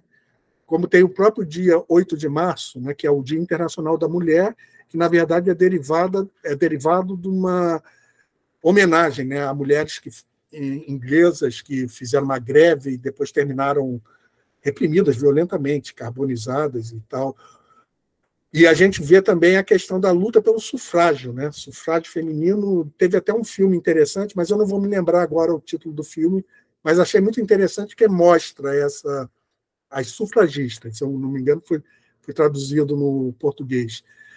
Mostra, né, o caráter, né? Não é nada gentil, digamos assim, porque a gente pode pensar assim, tem esse imaginário, o homem trata com gentileza a mulher, né? Deveria tratar, né? Mas quando a gente vê essas repressões contra as mulheres que estão tentando mudar, na verdade, reivindicar, né, as regras de jogo iguais, né, ao universo masculino, ocorrem repressões violentas, repressões, às vezes, violentas do ponto de vista físico e, frequentemente, repressões do ponto de vista repressões simbólicas, né, violências simbólicas de toda a ordem, né, categorizando a mulher, né, que atua, né, adjetivando de alguma maneira, depreciativa e assim por diante, ou fazendo campanhas e assim por diante, né? Ou seja, a violência simbólica e a violência física ocorrem nessas histórias. Não foram histórias conquistadas de maneira suave, né?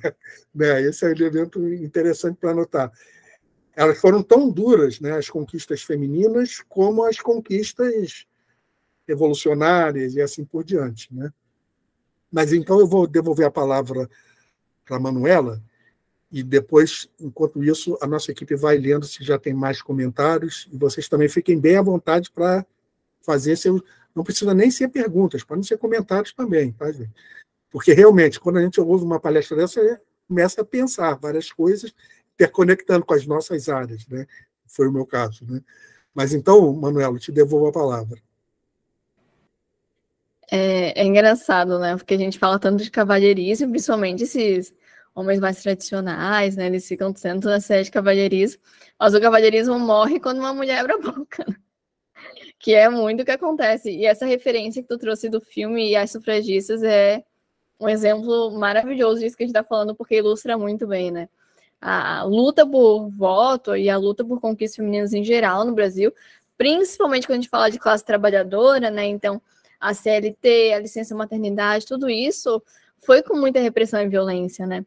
Não à toa, até hoje, quando a gente vê a forma como a mídia fala de mulheres na política, é muito diferente, né? Eu não estou falando nem de esquerda nem de direita, né?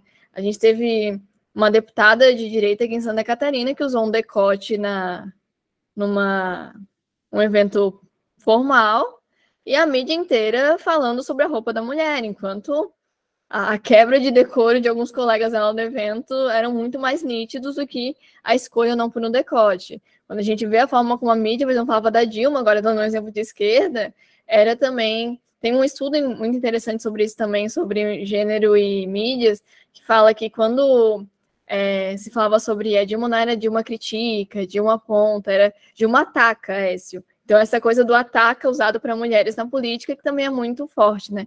Então, até hoje, quando as mulheres elas têm coragem de ocupar esses lugares, de tentar ocupar esses lugares, a permanência ainda é muito dificultosa, porque o índice de violência, e agora a gente tem um termo, né, que é a violência política de gênero, é muito grande. E tem uma pergunta ali nos comentários, acho que depois o colega vai ler, mas eu só queria fazer um comentário, que quando eu comecei a dar estágio de docência nesse semestre, a gente passou, acho que, 2 textos do professor. E um dos textos tinha uma metáfora sobre se especializar demais em um tópico só, que era como se a gente se um médico ele especializasse só em alguma coisa, só no ouvido, e esquecesse de todo um outro corpo, né? E quando eu li isso, eu gostei muito, inclusive eu até botei no slide para os alunos, e a gente discutiu sobre, porque eu acho que o que eu gostei do meu TCC, e que eu gosto agora nos projetos dos meus alunos, e que tem a ver com as perguntas que muitos aqui fizeram, é essa ideia de que, se eu estou falando de gênero, eu não preciso focar só em falar de gênero, né? Porque se eu falar de gênero sem ter um recorte de raça, um recorte de localização, que a gente está falando tanto sul global, a gente está falando sobre um grupo específico e está universalizando um grupo específico, né? Então, essa ideia de ter uma pegada interdisciplinar e reconhecer as contribuições de gente que está estudando outras coisas, mas que também são interessantes no nosso trabalho, é fundamental e, às vezes, acaba não sendo feito. Às vezes, com uma frequência, né? Então, acredito que um grande diferencial que vocês têm estando no laboratório, né? E quem pensa sobre interdisciplinaridade também tem, é poder fazer pesquisas que, às vezes, são muito mais aprofundadas. E é engraçado que a gente fala de interdisciplinaridade, as pessoas acham que fica mais raso, né? Mas eu sou da ideia que quando a gente consegue conectar saberes, a gente pode ter conclusões muito mais aprofundadas, né? Então, essa ideia de... O professor falou da mídia, de como era na década de Vargas, eu não conheço jornais, tudo isso pode contribuir para a minha pesquisa, e eu acho que esse tipo de encontro também contribui, né, para a gente ter novas ideias e novas perspectivas. É verdade. Essa questão da interdisciplinaridade, que é muito cara ao nosso grupo, né, ela também leva a pensar, né, quando você olha, né, com um olhar já muito situado dentro da sua caixa, vamos dizer assim, né, mas você tem aquele olhar, né, mas quando você vai para uma outra área, ou uma outra área temática, ou uma outra área disciplinar, você muitas vezes adquire um novo olhar que permite rever os seus objetos de estudos, que você estava acostumado a olhar só sobre um determinado viés, de uma nova maneira. Grandes conquistas, inclusive, na história da ciência, se deram porque alguém de uma área enxergou os objetos da sua área a partir de uma perspectiva da outra. Por exemplo, eu também tenho um certo estudo sobre história da ciência, né? Mas eu não vou me lembrar o nome, né? Mas eu sei que tem químicos, físicos, que começaram a olhar a física através da perspectiva da química, e com isso renovaram a física. E a gente pode dar o exemplo da teoria das cordas, por exemplo, que é uma das mais recentes conquistas da teorização na física, né? Que, na verdade, é a física olhada através de uma perspectiva musical, da música, né? E renovou a compreensão do que podem ser as partículas mínimas de formação do universo, que poderiam ser cordas vibrando. São só exemplos que me ocorrem. Mas é muito frequente isso, que quando você aceita um olhar, uma perspectiva, conhece uma outra perspectiva disciplinar, aquilo enriquece o teu olhar a um ponto de você renovar o que você pensou sobre o seu o seu objeto da maneira mais tradicional, que a gente acaba se acostumando, né? Aquele olhar tradicional. E a interdisciplinaridade permite exatamente isso, né? A interdisciplinaridade e o contato com os outros temas. Porque é aquilo, é aquela metáfora que eu citei no livro, né?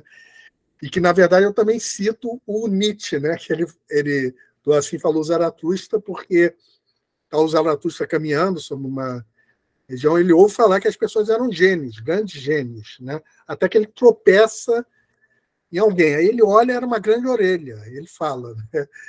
O que é isso? Isso aí é uma grande orelha? É a pessoa que estava do lado? Não, não, é um grande gênio, é um grande homem. Aí ele apruma o olhar e vê, preso no caule, na orelha, um caulezinho pequenininho. Na verdade, era um ser humano pequenininho olhando para ele com um olhar arrogante, né? Aí ele olha em volta, vê uma orelha gigante.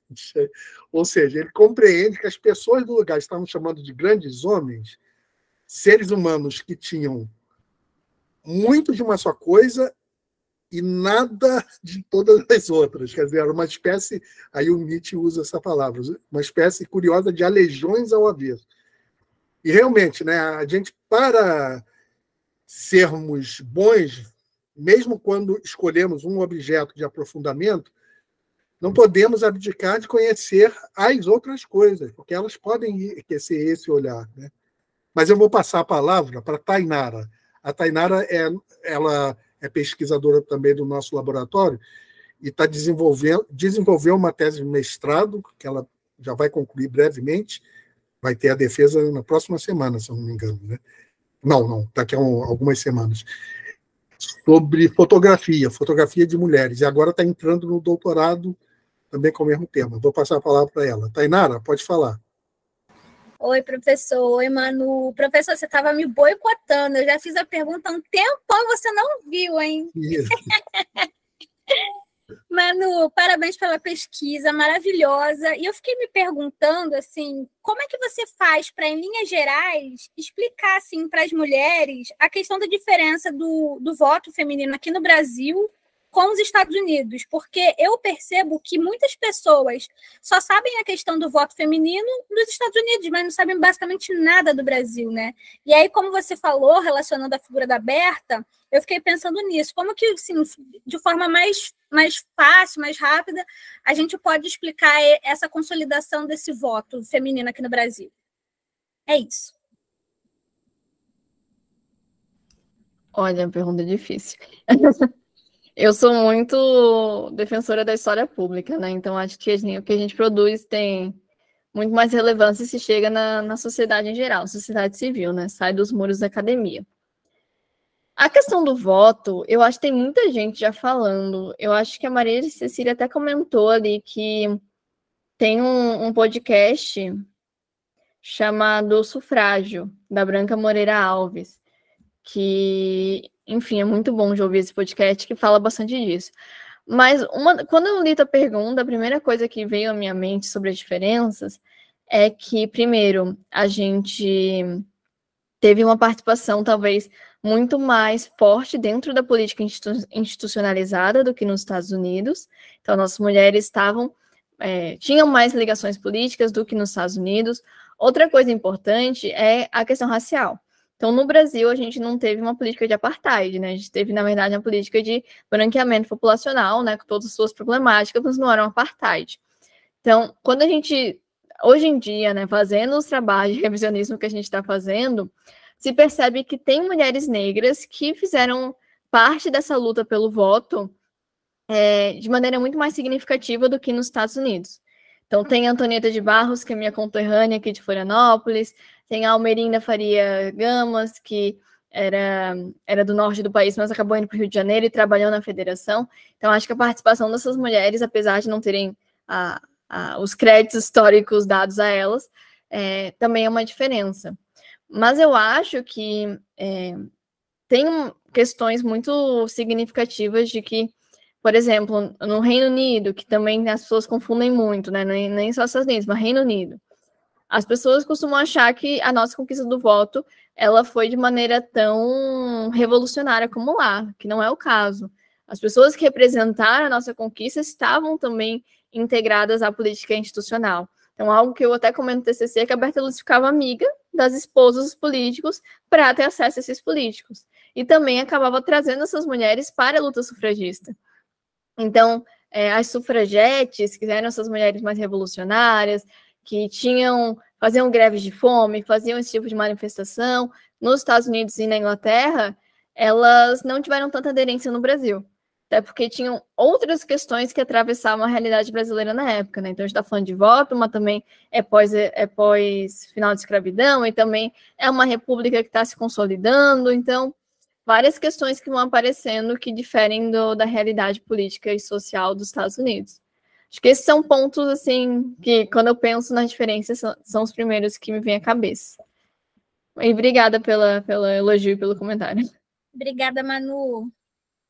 Também é interessante, em vista que a gente está falando de Berta Lutz, que além dela ter tido uma atuação importantíssima na questão do sufrágio, né, do voto, que finalmente chegou para o voto feminino em 1932, porque ela teve atuação política, né, e ela foi uma das responsáveis por direitos que até hoje as mulheres se beneficiam, né? Como, por exemplo, o direito das gestantes, né? de ter um período de 3 meses dentro do regime de trabalho, possível o afastamento, né? De 3 meses e assim por diante. E outros aspectos, né? Relativos a direitos das mulheres, que hoje, para nós, são normais, entre aspas. É aquilo, é um normal que também não deixa de ser ainda uma luta diária, porque nada impede, ou deveria impedir, mas não impede que uma empresa que tem uma trabalhadora mulher, quando sabe que se ficar grávida, já não dá um emprego. Né? Tem esse, né? Eu não sei até que ponto ainda existe isso, mas... Ou seja, a conquista legal de um direito nem sempre ela ainda eliminou por completo a repressão daquilo que é feito, né? Ou então tem empresas que têm aquela coisa canhestra, né? De a mulher, tudo bem, tem que pagar o direito, tudo, mas aí depois de 1 ano depois demite a mulher que foi beneficiária, tipo para reprimir ou dissuadir. Ou seja, tem 1000 estratégias do poder, né? Sinistras, canhestras mesmo, né? Mas, de qualquer maneira, são conquistas fundamentais, das quais a gente, se for fazer a história delas, a Berta Lutz participou também, né? No período de atuação parlamentar, né? Principalmente as conquistas relacionadas a mulheres e trabalhadoras, né? Conquistas que hoje já são leis trabalhistas, das quais nós nos beneficiamos sem saber a origem, né? Os heróis, na verdade, as heroínas, né, que participaram dessas conquistas. Né? Ulisses, nós temos ainda alguma pergunta? Porque realmente eu não tinha visto a pergunta da Tainara, eu não estava observando o chat. Desculpa, Tainara. Eu devo ter colocado, passou batido aqui. Então, da Assunção, aparentemente a Tainara foi a última a fazer a pergunta. Mas você que não fez a pergunta, você pode clicar no ícone da mão e fazer a pergunta, igual a Tainara fez. Assunção, aqui não tem nenhuma pergunta, não. Aqui só tem frases aqui agradecendo a Manuela. A Maria, parabéns pelo trabalho, Manu. No episódio voltamos do podcast Sufrágio. Tem alguns comentários da Branca Moreira Alves sobre a história de Berta pela conquista do voto feminino. Só está agradecendo ela aqui. Foi muito bom. A palestra. Muito bom. Perfeito. Bom, a gente está chegando no nosso horizonte, né? Que é às 16 horas. Então, mas vocês ainda, se ainda tiverem alguma pergunta, ainda podem falar, ainda tem uns 10 minutos. Mas eu queria aproveitar para falar as minhas palavras de agradecimento à Manuela, e também logo depois que eu falar, a palavra vai para ela, para falar suas palavras finais. Pode, inclusive, deixar aí o recado sobre que eu não conhecia o blog Verdade Veras, né? Você falou aí, esse momento. Depois você fala. O podcast, né? Podcast que você apresenta regularmente, né? pode deixar também até o link ali no chat depois. Mas eu, de minha parte, eu queria agradecer muito, porque realmente essa palestra de hoje foi fundamental. Sempre que a gente traz temas como esse, os temas da questão de gênero, já ocorreram alguns momentos aqui no LAPET que estão gravados, né? E essa palestra de hoje com a Manuela Veras vai para o nosso circuito das palestras sobre questões de gênero, mulher, que a gente já tem. Nós demos até um curso interessante e futuramente a gente pode até convidar a Manuela para, se ela quiser participar. Recentemente está gravado esse curso, História das Mulheres, né? Era um curso, foi dado por umas 3 participantes aqui do nosso laboratório, e foi um curso que alcançou um número muito grande de pessoas, né? De pessoas assistindo, né? Curso de extensão. Então a gente pode futuramente chamar a Manuela aí, se ela quiser participar, né? Com uma palestra no curso, alguma coisa assim, vai ser muito interessante. A reedição desse curso, ele foi em 1920, se eu não me engano. Ele está registrado no nosso site. Ulisses, depois você deixa o link do nosso canal de YouTube, para quem não conhece, pode abrir e vocês vão ver uma quantidade muito grande dos ciclos de palestras, monografias em debate, teses em debate e interdisciplinaridade. São nossos 3 ciclos de palestras, cada uma alguém é mensal, né? Cada uma tem uma palestra mensal, cada um desses ciclos. E tem uma quantidade muito grande de cursos, inclusive o curso de História das Mulheres, que já foi feito e que teve muito sucesso na vez passada. Então, sempre que a gente traz esse tema das questões de gênero, é muito enriquecedor aqui para nós. E foi uma oportunidade importante para nós discutirmos a história das mulheres, a história de gênero, as desigualdades decorrentes da política internacional, inclusive, como, por exemplo, essa questão de repressão, exclusão, silenciamento ou apagamento do Sul global, porque todas essas formas de desigualdade elas se entrelaçam de alguma maneira, né? O racismo com o sexismo, com a tentativa de subalternização do Sul global e inúmeras outras, né, que a gente pode evocar. É como eu disse, são desigualdades decorrentes desses 3 eixos de expressão que são o patriarcalismo, o capitalismo e o colonialismo. O colonialismo se encerrou, mas deixou suas heranças, que é o racismo, que é a xenofobia em muitos dos países. No Brasil não tem tanto essa questão, mas em alguns países é central, tão central como para nós é o racismo, né? E a questão do patriarcalismo, que é a mais longa das opressões, que foi o tema de hoje, né? E como que essas opressões que se dão sob a forma de exclusão, silenciamento, apagamento, ocorrem nas várias áreas, na história da arte, na história da ciência, na política tradicional, nas relações internacionais, no entretenimento, qualquer área que a gente possa pensar, na verdade, né? Ocorrem esses vários silenciamentos. Ou seja, a história precisa ser reescrita ainda para as décadas que ainda virão, e séculos talvez, né? A história precisa ser reescrita, né? Porque foram apagados grandes atores e atoras, na verdade, né? Atrizes, né? Da história. Ou seja, a gente tem que voltar lá na história da música e reescrever, na história da ciência e reescrever para, né, renovar essas narrativas, na verdade, revolucionar as narrativas que foram escritas à base de apagamentos, né, que é a exclusão posterior, né? Quando algo aconteceu, deixou sua marca, mas mesmo assim vem alguém e ainda acha que tem o direito de apagar da história aquilo que aconteceu através de grandes conquistas, da qual participaram mulheres, negros, o Sul global como um todo, e assim por diante. Então, essa luta continua sempre, né?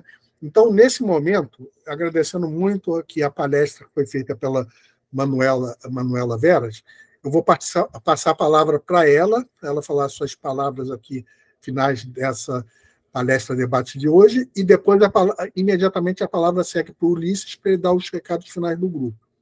Aí depois ele volta para mim só para eu dizer que se encerrou a atividade e todos os links estão ali no nosso chat para quem quiser ver essa palestra de novo ou divulgá-la e compartilhá-la nas redes sociais. Muito obrigado, Manuela, e a palavra agora é sua. Eu que agradeço o convite, né? Acho que convite inusitado, representar o TCC, né? É uma coisa que a gente pensa em apresentar uma vez na vida. E quando vê, acaba influenciando todas as nossas pesquisas, o que a gente faz depois, né? Então, fiquei muito feliz de olhar de novo para o meu trabalho, de poder conversar sobre ele. Eu gosto muito da ideia que a gente sempre pode, né, melhorar aquilo que a gente já fez para trabalhos posteriores. Então, esse tipo de espaço de debate de monografias e de teses já realizadas é muito importante. E vou aproveitar, então, para fazer um merchan. O meu podcast se chama Olhar a Veras, eu faço programa de entrevista. No momento ele está em pausa, né, no encerramento da 3ª temporada, no que vem volta a seguinte.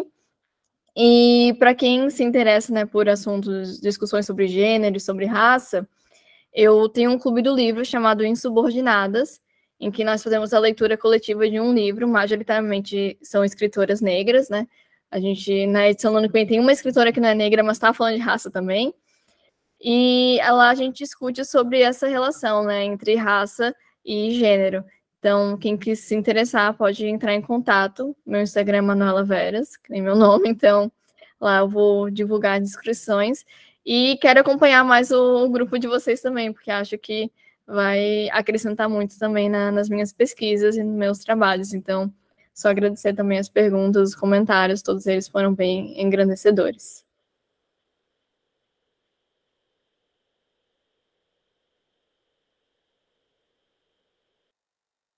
Ulisses, pode dar as palavras sobre o pessoal, sobre o laboratório. Pessoal, obrigado por vocês terem participado dessa palestra. Então, eu coloquei algumas informações no chat a respeito de como vocês podem estar encontrando a gente, tá bom? Coloquei as nossas redes sociais, o Facebook, o Instagram, o canal no YouTube, caso vocês queiram voltar nessa palestra e vocês queiram assistir. Colocamos também alguns dados a respeito do link do currículo Lattes, caso vocês queiram participar da filiação do laboratório. Então, vocês precisam colocar o que para a gente? Enviar para a gente por e-mail o nome de vocês completo, tá bom? O link do currículo Lattes e o CPF de vocês. A lista de presença, eu coloquei ela novamente, tá bom? Caso vocês queiram colocar, porque eu coloquei uma lista de presença que o pessoal estava falando que estava com uma data errada, a gente conseguiu trocar e eu coloquei essa lista atualizada, tá bom? Então, preencha essa lista e tome muito cuidado na hora que vocês forem colocar o nome, o endereço de vocês, para que o certificado que for ser gerado automaticamente não for encaminhado para o endereço errado, tá bom?